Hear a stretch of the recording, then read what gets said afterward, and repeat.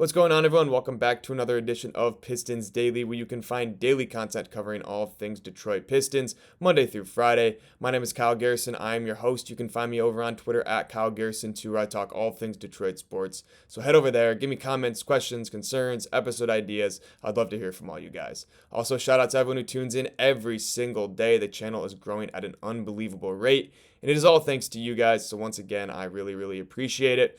Also, sorry for the lack of content over the last couple of days. I've got some friends in town from college, and I'm just showing them around summers in Michigan, and was not able to get any content out. But we're going to be firing off here over the next week or so, and I'm excited to get into some content. Obviously, it's going to be a lot of opinionated content, just with how slow the offseason is, and just kind of going through the roster overall before we head into training camp here in the next couple months. But first things first, I wanted to just touch on the Pistons finalized their two-way contracts. They have now 3 two-way players. I talked about Colby Jones the other day. Ron Harper Jr. is no longer on a two-way, so Colby Jones will join Dennis Jenkins and Tolu Smith, similar to last year on those two-way contracts. And just overall, I think it's smart. It doesn't really mean a ton for the future of this roster, or even this year as well, but it's nice to have 3 different positions kind of fill your 3 different two-way contract spots. With Dennis Jenkins, you get a little point guard flexibility. He's one of the only true point guards on the roster besides Cade Cunningham. Marcus Sasser, Jaden Ivey, and Karis LeVert, while the Pistons want them to be more combo guards, they are listed all as shooting guards. Marcus Sasser is technically listed as a point guard, but he is a 6'2 shooting guard. That's just what he is in this league. And I think that having Dennis Jenkins just gives you some flexibility, gives you some options here and there if you need it. If the Jaden Ivey minutes or the Karis LeVert point guard minutes just aren't kind of what you expect it to be, maybe Dennis Jenkins is a guy that can come in and give you 10 to 15 minutes a night. We'll just have to see as the season progresses, but either way, in the G League on the roster, Dennis Jenkins is a good guy to have around. I talked about Colby Jones, then he's a wing. So you have your point guard in Dennis, you have your wing in Colby Jones, who kind of plays that hyper-athletic, defensive-minded wing, just like Ron Holland and Asar Thompson. We talked about it last year when he was with the Wizards. Even when they were tanking, he was playing 27 minutes a night, playing really good defense. Offensive game still has some room for growth, but I just like that they have a similar archetype to Ron Holland and Asar Thompson as their two-way contract. And then obviously rounding it out is your center position, and that's Tolu Smith. So really nice to see that the Pistons have rounded that out with 3 different positions where if you absolutely need it, if there's injuries, if things just go horribly wrong, those are guys you can plug in a pinch. So I like that Trajan Langdon has been very unapologetically consistent, is how I would put it. He knows exactly what he wants to bring in and the type of players he wants around the organization, from the G League to the main 15-man roster. And he openly goes out and he'll discuss it. He'll say what the type of guys he wants, and then he'll actually go out and do it, and he'll follow up on that. So I like that he did that. He likes defensive-minded wings, Colby Jones. He likes bruiser centers that are going to go get a rebound, but can also put you on a poster as well. Tolu Smith's that type of guy. And then he likes point guards, and he likes guards who kind of focus in on 1 or 2 or 3 parts of the game, also play very good point of attack defense as well, and that's kind of what you get in Dennis Jenkins. So Trajan Langdon is upholding what he's talked about wanting to do for this Pistons team. He hasn't made a ton of additions or even a ton of draft picks overall quite yet, but the blueprint that he's setting, he's capitalizing on it. He's talking about doing it, and he's actually going out and doing it. Reminds me a lot of like Sam Presti with OKC. He set the expectation that if you want to play for his team, you have to guard and you have to be able to provide some sort of upside on offense. Whether it's even an offensive rebounding as your main skill, you're a good defender, good offensive rebounder, and you're a good hustle player, you'll be able to play on that team. And I think that's what the Pistons are trying to do with their 15-man roster. So just good to see overall that Trajan Langdon's kind of filling those spots that you really are. They're essential to the foundation of the team going forward. Like I said, if things go poorly, and that's just where you have to start. It's there's not a great chance that these guys are even going to see the floor, but at least you have that in the back of your mind in case, like I said, things aren't going your way. But moving on, I know that's not a very exciting topic overall, but I just wanted to touch on it. We can kind of wrap that, put a bow on the two-way contract talk for the rest of the season or the rest of the offseason, and then we'll hop into really just how the Pistons are going to fill out their final two roster spots. So now the Pistons have 13 roster spots with three two-way contracts. So they have 2 available roster spots because those two-way contracts don't count as actual 15-man roster spots. So the Pistons now have 2 different areas that they could go. If the Pistons are set on their current roster and they don't want anyone to challenge for minutes, then they obviously don't have to, and they can add super cheap depth pieces on minimum contracts just to fill roster spots, go out and get veteran guys or whatnot. But however, if the Pistons are more interested in some options at the backup power forward or a more true backup point guard, there are still plenty of free agents available. So I want to just discuss overall the guard depth with that pick. I figure with the Pistons kind of where they're at right now, those 2 spots will be filled, one by a guard, one by a forward. With Lindy Waters leaving, that opens up that 14th spot where you could go out and get a guy like I've talked about, Malcolm Brogdon, or you could Gary Payton II, Cam Payne. But somebody that I'm really intrigued with, and I've actually had some comments on previous videos, is Amir Coffey. And I kind of wanted to just touch on Amir Coffey real quick here because I think he could be a very cheap option, and he shoots the ball extremely well. Last year for the Clippers, he played 25 minutes a night, shot 47% from the field, 41% from 3, 89% from the free throw line, super repeatable jump shot, great mechanics as well, can get it up over taller defenders, quick release, kind of your prototypical movement shooter, 2.2 rebounds, only 1.1 assists, so he is very limited on the offensive end of the floor. And he's also limited on the defensive end of the floor. Only 0.6 steals a game, 0.1 blocks.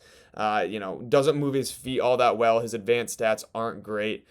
He doesn't rebound the ball very well, and he's not a great rim defender, but he's 6'7" and he plays the guard. So you're not really looking for him to do those type of things. But if you do need a good movement shooter off ball to pair next to Duncan Robinson, then he could be a guy, because right now you're kind of looking at Jaden Ivey. Can he get back to shooting 40% from outside? Can Chaz Lanier kind of turn into that Tim Hardaway Jr. role for this team next year? I don't think so. I think that you're going to want somebody that's a little bit more proven. Amir Coffey can be that guy. He's improved almost every year he's been in the league. There's been times where he's shot 37%, but there's been times where he's shot 27% in 50 games in 2023. So he is a little bit inconsistent with his shot, but overall, he is pretty high in advanced stats on the offensive end. His shooting quality is in the 93rd percentile at 77.2, true shooting percentage at 83 percentile at 61.3, and a lot of those shots that he's taking are three-pointers. Just under half of the shots he took last year were three-point attempts. So if you do want somebody that can kind of be a cheap option and space the floor well, I've talked a lot about the low risk, wouldn't say low reward, but just a low risk overall transaction. That's the type of guy you could go out and get, and he might crack the rotation. If he does and he plays well, great. If he doesn't, it's not the end of the world. You've got other options. So I think that Amir Coffey could be interesting. I like Coffey, and I think he could help this team.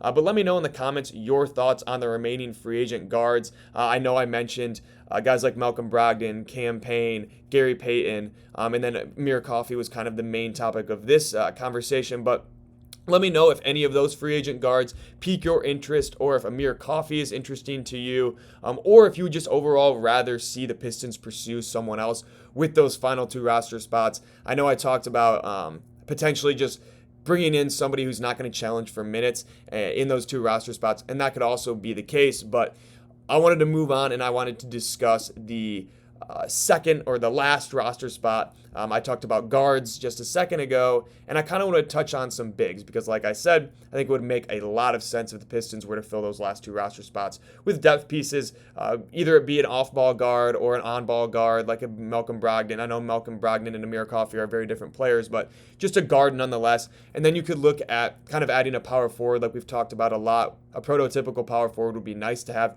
behind Tobias Harris, just in case there's any injuries.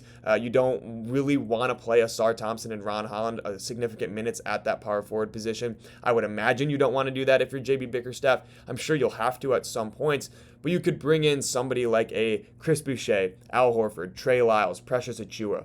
those four names I think are the most that stand out to me. In the remaining free agents, obviously a guy like Jonathan Kuminga isn't really realistic because he's a restricted free agent, and the Pistons aren't in a spot where they're going to go give a guy like that $20+ million a year. So a cheap option. Boucher and Achua give you more defensive upside overall compared to Al Horford and Trey Lyles.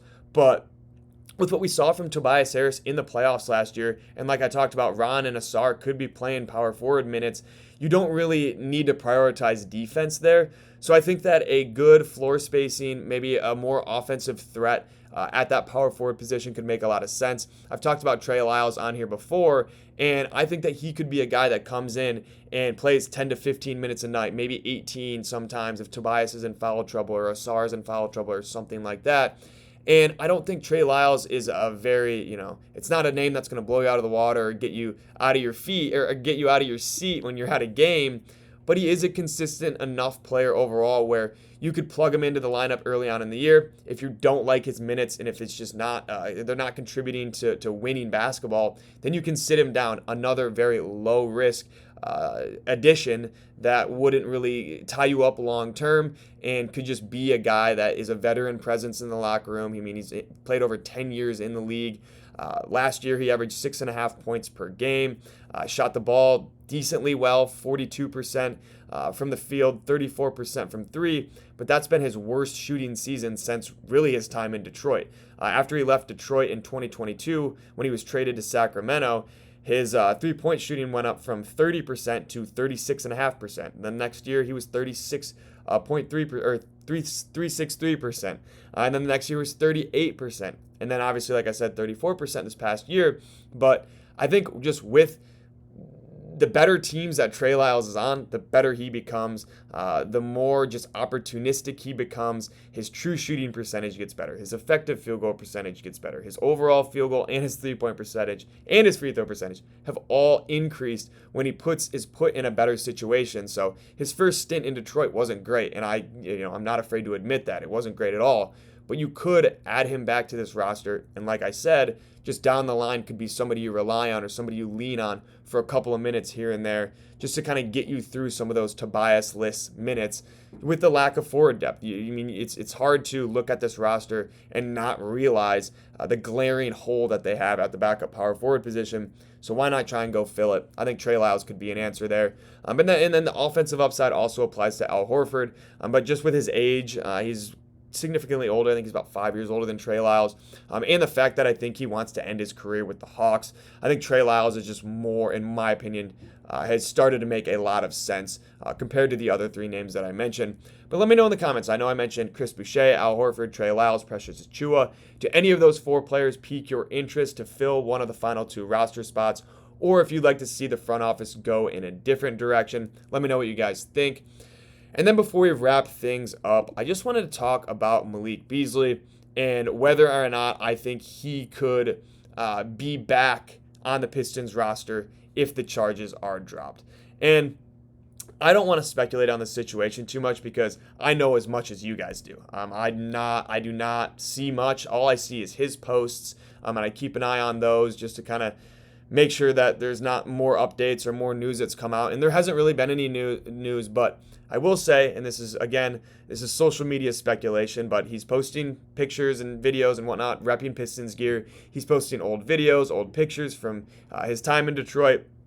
And one of the biggest things that kind of came out that I just wanted to touch on real quick before we end the show is he tweeted out a picture of him in a Pistons uniform. It said, "Best believe I'm coming back even better."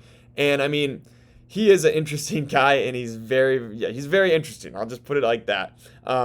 And I think that he's just got an overall confidence that not a lot of people have. But if I'm putting myself in his shoes, I don't think I would post something like that if I wasn't pretty confident that I didn't do what I'm getting accused of doing, right? So I just don't know. Maybe he, again, is just an oversense of confidence, and he kind of wants to save face and make it look like he didn't actually do what he did.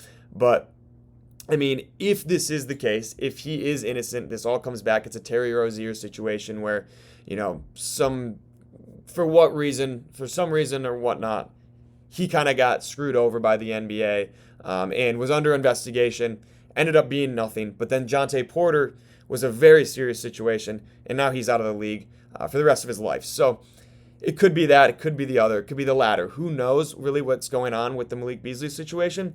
But if it does clear up, the Pistons could get him on a significant discount and be set up really, really nicely with elite movement shooters like Duncan Robinson and Malik Beasley around Cade Cunningham, Jaden Ivey, Karis LeVert, a bunch of very good, I wouldn't say playmaking guards. I think Cade Cunningham's obviously a step ahead of Karis LeVert and Jaden Ivey, but two guys who, if they're going to thrive with the ball in their hands, they need to have spacing around them. It's going to give them more opportunities to drive downhill. Guys like Duncan Robinson and Malik Beasley are two of the best spot-up shooters in the entire league. That could be a very scary duo to have on the outside, like I said, paired up next to the guard depth that this team has. So, again, Malik is yet to be cleared of his charges, and, I mean, this could just be him, being overconfident, blowing smoke, just trying to get people talking again. But, I mean, if I was in his situation, I don't think I would be and I knew I wasn't guilty, I probably wouldn't post that type of stuff. So, again, it's totally opinionated and just basically overall speculation on his social media pages, but I think that he was a very important piece to this team last year, and they don't get to where they were without him. So if this is all a nothing burger and he can come back and play in the NBA, I don't want it to be for another team. I want it to be for the Pistons. I want it to be on a discounted price, and I want to see him kind of try and replicate what he did last year. Probably won't be able to. He had one of the most historic seasons ever by a shooter, not just coming off the bench or not as a sixth man, but just as a shooter, period.